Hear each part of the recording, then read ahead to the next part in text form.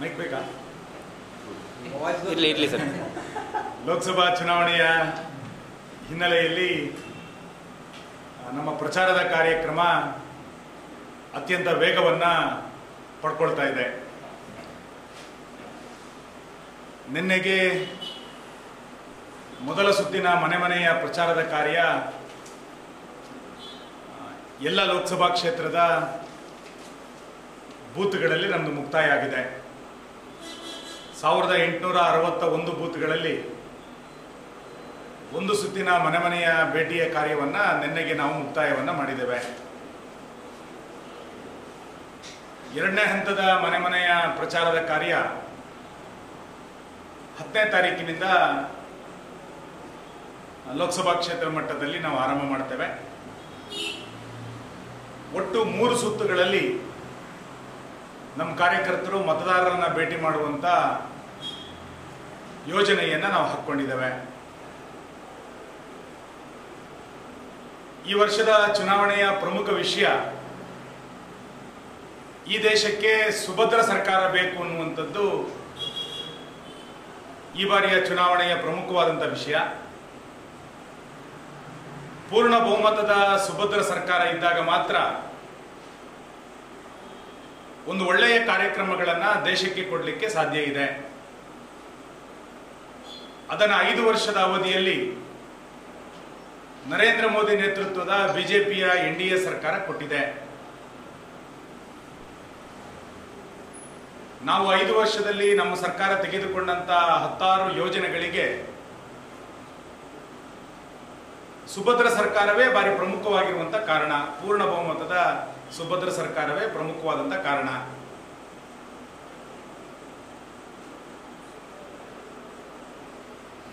ರಾಷ್ಟ್ರೀಯ ಭದ್ರತೆಯ ವಿಷಯದಲ್ಲೂ ಕೂಡ ನಾವು ತೆಗೆದುಕೊಂಡಂತ ದಿಟ್ಟ ನಿಲುವುಗಳಿಗೆ, ನಿರ್ಣಯಗಳಿಗೆ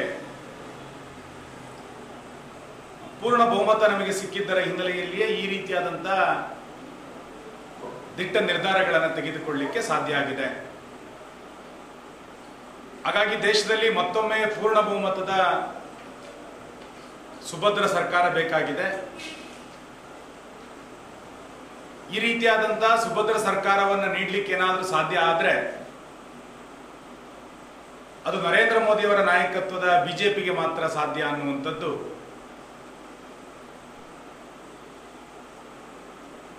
ಜನರ ನಡುವೆ ಇರುವಂತ ಅಭಿಪ್ರಾಯ. ಇವತ್ತು ಸಮ್ಮಿಶ್ರ ಸರ್ಕಾರಗಳು, ಮಹಾಗಠಬಂಧನ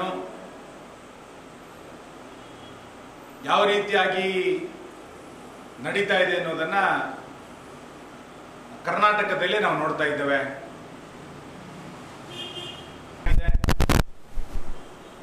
ತಾಳಮೇಳ ಇಲ್ಲದಂತಹ ಒಂದು ಆಡಳಿತವನ್ನ 11 ತಿಂಗಳಿನಲ್ಲಿ ಕರ್ನಾಟಕದ ಜನತೆ ನೋಡ್ತಾ ಇದ್ದಾರೆ. ಪರಸ್ಪರ ವಿಶ್ವಾಸದ ಕೊರತೆ ಇದೆ, ಹೊಂದಾಣಿಕೆಗಳಿಲ್ಲ, ದೂರದೃಷ್ಟಿಯ ಯೋಜನೆಗಳಿಲ್ಲ, ಜನಪರವಾದಂತ ಚಿಂತನೆಗಳಿಲ್ಲ. ಇದು ಸಮ್ಮಿಶ್ರ ಸರ್ಕಾರದ ಪರಿಸ್ಥಿತಿ. ಕರ್ನಾಟಕದ ಮಾಡೆಲ್ ಡೆಲ್ಲಿನಲ್ಲಿ ಬರಲಿಕ್ಕೆ ಸಾಧ್ಯ ಇಲ್ಲ. ಅದನ್ನು ಯೋಚನೆ ಮಾಡಲಿಕ್ಕೂ ಕೂಡ ನಮಗೆ ಸಾಧ್ಯ ಇಲ್ಲ. ಹಾಗಾಗಿ ಒಳ್ಳೆಯ ನೇತೃತ್ವ ಬೇಕು ಅಂತಾದ್ರೆ ಅದು ನರೇಂದ್ರ ಮೋದಿಯವರ ನೇತೃತ್ವ. ಸುಭದ್ರ ಸರ್ಕಾರ ಬೇಕು ಅಂತಾದ್ರೆ ಅದು ಬಿಜೆಪಿಯ ನೇತೃತ್ವದ ಸುಭದ್ರ ಸರ್ಕಾರ. ನೇತೃತ್ವ ಮತ್ತು ಸುಭದ್ರತೆ ಇದೆರಡೂ ಕೂಡ ಬಿಜೆಪಿಯಿಂದ ಮಾತ್ರ ಸಾಧ್ಯ ಅನ್ನೋದನ್ನ ನಾವು ನೋಡಿದ್ದೇವೆ. ಎಲ್ಲಿ ಸುಭದ್ರ ಸರ್ಕಾರ ಇರುತ್ತೋ ಅಲ್ಲಿ ಸುಶಾಸನದ ಆಡಳಿತ ಬರಲಿಕ್ಕೆ ಸಾಧ್ಯ ಇದೆ. ಹಾಗಾಗಿ ದೇಶದಲ್ಲಿ ಸುಶಾಸನದ ಆಡಳಿತ ಮುಂದುವರಿಬೇಕು ಅಂತಾದ್ರೆ ನರೇಂದ್ರ ಮೋದಿ ನೇತೃತ್ವದ ಬಿಜೆಪಿಯ ಪೂರ್ಣ ಬಹುಮತದ ಸರ್ಕಾರ ಬೇಕು.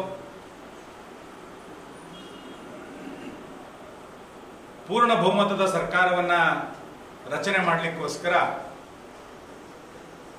ಮತದಾರರು ಬಿಜೆಪಿಯನ್ನ ಬೆಂಬಲಿಸಬೇಕು ಅನ್ನುವಂತ ವಿನಂತಿಯನ್ನು ನಾನು ಮಾಡ್ತೇನೆ. ಸನ್ಮಾನ್ಯ ಪ್ರಧಾನಮಂತ್ರಿಗಳು 13ನೇ ತಾರೀಕು ಮಂಗಳೂರಿನಲ್ಲಿ ವಿಜಯ ಸಂಕಲ್ಪ ರ್ಯಾಲಿಯನ್ನು ಉದ್ದೇಶಿಸಿ ಮಾತಾಡಲಿಕ್ಕಿದ್ದಾರೆ. ಮಧ್ಯಾಹ್ನ 3:30ಕ್ಕೆ ಮಂಗಳೂರಿನ ಕೇಂದ್ರ ಮೈದಾನದಲ್ಲಿ ವಿಜಯ ಸಂಕಲ್ಪ ರ್ಯಾಲಿ ನಡೆಯಲಿಕ್ಕಿದೆ. 1 ಲಕ್ಷಕ್ಕೂ ಹೆಚ್ಚು ಜನ ಈ ರ್ಯಾಲಿನಲ್ಲಿ ಪಾಲ್ಗೊಳ್ಳೋರಿದ್ದಾರೆ. 1861 ಬೂತ್ಗಳಿಂದ ಚೌಕಿದಾರ ರೂಪದ ನಮ್ಮ ಕಾರ್ಯಕರ್ತರು ಈ ರ್ಯಾಲಿನಲ್ಲಿ ಭಾಗವಹಿಸ್ತಾರೆ. ಪುತ್ತೂರು ವಿಧಾನಸಭಾ ಕ್ಷೇತ್ರದಿಂದ 15,000ಕ್ಕೂ ಹೆಚ್ಚು ಜನ ಮಂಗಳೂರಿನ ವಿಜಯ ಸಂಕಲ್ಪ ರ್ಯಾಲಿನಲ್ಲಿ